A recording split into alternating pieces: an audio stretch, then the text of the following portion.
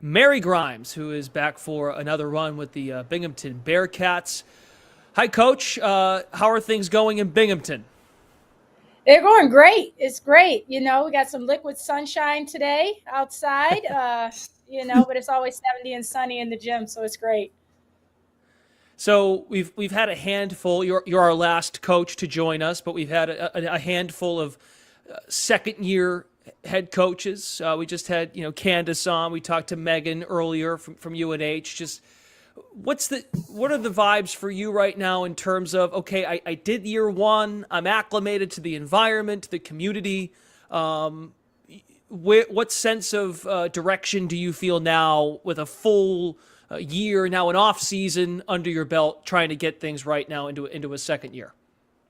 Yeah, it's definitely an exciting time for Binghamton women's basketball and being in my second year. Obviously, I've been in the conference before, so I understand, the Maines, the Vermonts, and the Albanys and things of that nature. But being here at Binghamton, I mean, the fans have been awesome. The community's been awesome. And we're just kicking it up a notch. I thought I was busy before, I think I'm dressed for you, but I was dressed for the day. I got lots of things going on here. So, that's what's been awesome is the community and the fan and the alumni engagement has been unbelievable. So I'm happy I'm on this side of it now. Very nice.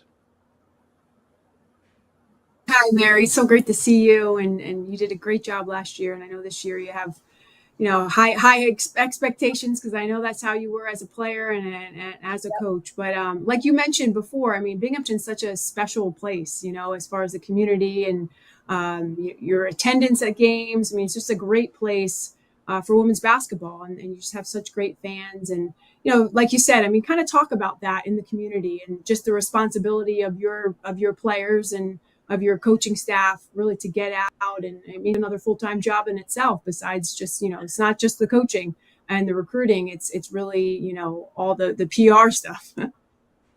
Yeah, I mean, it's just been awesome. Our sports information, our marketing has done a really good job of not only getting me out into the community, but our players as well. And, we've taken it upon ourselves to actually get out to the schools and get out to the community centers over the summer. So, yes, it's a full-time job. People think, oh, you just do coaching part-time. But, there are a lot of other things that come with it. And they're invested in us. As a community. So we are going to invest ourselves in the community and make sure we immerse ourselves, with fans and alumni. And, I get the hi Coach Grimes when I'm at at the grocery store and things like that. So that's pretty cool. It makes me kind of feel like a superstar. But, I've welcomed it. We have, the top attendance in the conference, and it's a fun crowd to play in front of, especially when the band gets going and Mo does his thing with the mic and the band. Let's dive into the nitty gritty a little bit of your roster and the players you have coming back. You have 5 of your top 6 leading scorers from a year ago returning. Bella seems poised to take another step. Was nearly 2 steals a game, got it done on that end of the floor, digging in on the defensive end, 9 points a game, 5 rebounds. But what have you noticed from Bella from the spring into the summer and now here in camp to kind of get ready for another year that she can be a go-to as she tries to take another leap on the floor? Yeah, I mean, Bella, she just wants to do whatever it takes to win. So if it's scoring, if it's defending, at the end of the day, she wants to win. And however that looks, when Binghamton is on the top of the scoreboard, that's what she wants at the end of the day. But she's taken on more of a leadership role, maybe not vocally, but she definitely does it, by her game and the way she's playing at practice. So it's been awesome to see her growth and just her aggression, whether it's on the offensive end or the defensive end. I mean, she is fast. I mean, she finished first in our mile, so that's awesome. And everybody's trying to chase her. So, figuring out how she can use that speed on the offensive end and the defensive end, and then everybody trying to keep up with her. So, she definitely sets the standard for our team as far as pace of play and the way we're trying to play this year. Maureen, if I could follow up there, just when you say that, the pace of play, you want to speed it up? Yeah. Like what's the mindset of how you want to play this year? I think we've got some more athletic players on the roster. We got some more talent across the board, and to play a traditional game of, you only play 5 or 7, down the stretch, which is the way most of the United States plays. If you look at UConn, South Carolina, at the end of the day, they're playing 7, at the most 8, but we're trying to, get more players involved. I think our upperclassmen have come in and they've come ready, and our younger players, our underclassmen, have just been sponges. And freshmen play fast anyway, so might as well play into those hands in a game and style of play. So a lot more faster pace. I really feel like it, that we're trying to push the pace and score in the high 70s. It's always been the goal, but I really feel like this is the team that can do it.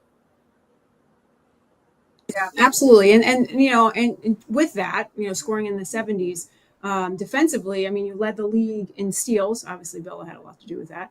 And you're number, top 3 in rebounding.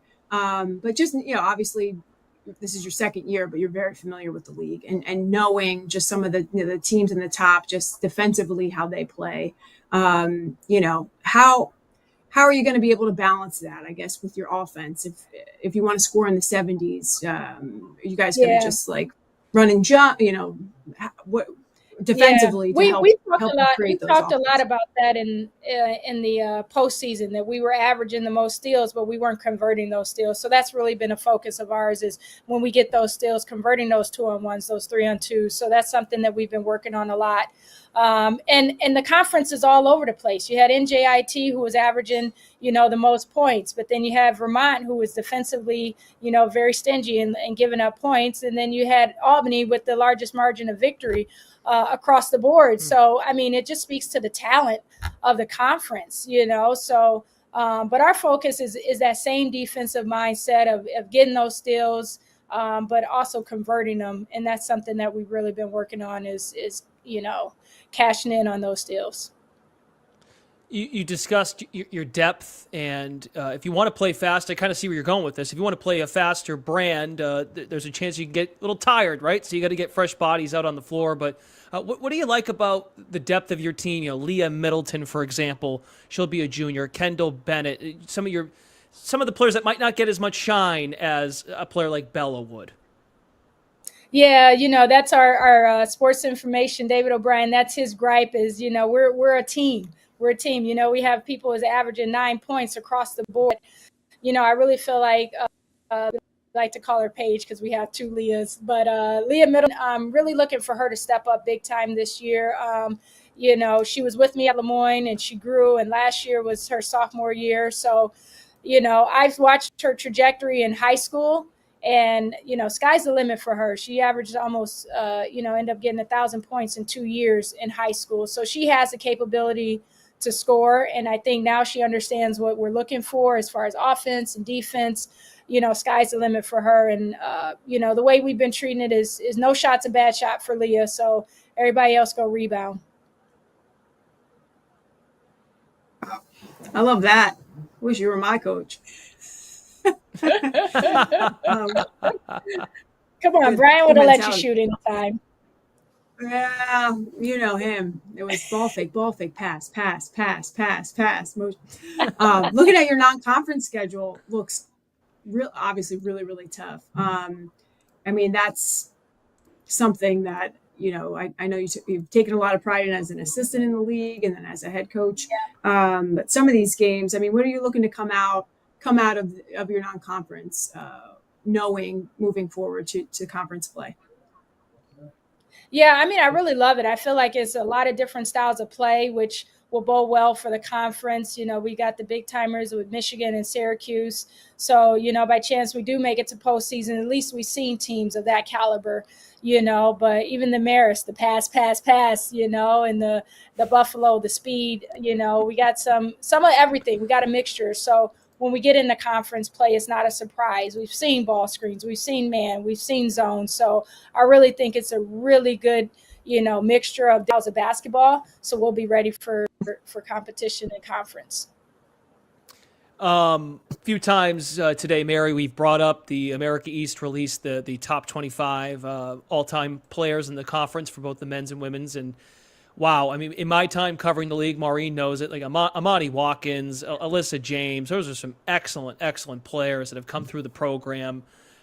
and you had hit this, and you've been kind of everywhere. You were at Syracuse, you've been through the Big East with Xavier. You were in the league previously with Albany. Do you show your current players like the alumni? Like, how do you try to connect with the younger players that you have now with some of the alums who were excellent in their time at Binghamton?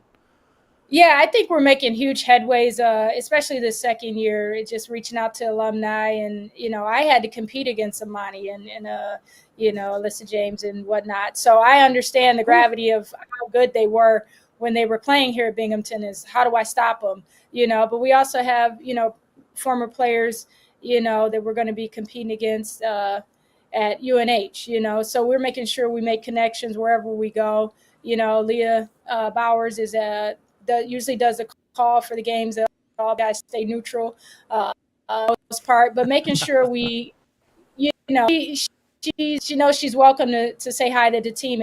And so, I talk about them as if they were the best players in Binghamton history, and they were. So we need to know our history of Binghamton women's basketball and, where we're trying to take it. We stand on the shoulders of giants. So we're excited about continuing to build alumni relations as we move forward. There were some great players, weren't they? And half of the players that were there were when Mary was an assistant at Albany. I mean, you could arguably say the top player on that was Sharisha. That was Mary's player at Albany. But it during our time when I was at UNH and you were at Albany during that 10. I mean, there was a lot of those players. I mean, we talked about it with Amy, Siggy, and Blanca, and I mean, there was some great players, and even Andrea Holmes at Binghamton. I mean, she could have been on that list. I mean, I could tell you about 5 games that she hit game winners against me, but obviously that's a huge part about taking over a program, and I think the alums are very proud, and I think you're just putting such a great brand of basketball out there that they can feel really proud of and want to come back. And for sure, I think that's awesome. You're doing such a great job with that. Thank you. Okay, Mary, thank you very much for stopping by. Mary Grimes of Binghamton, best of luck this season, and should be a lot of fun. All right, thank you. You guys have a good one.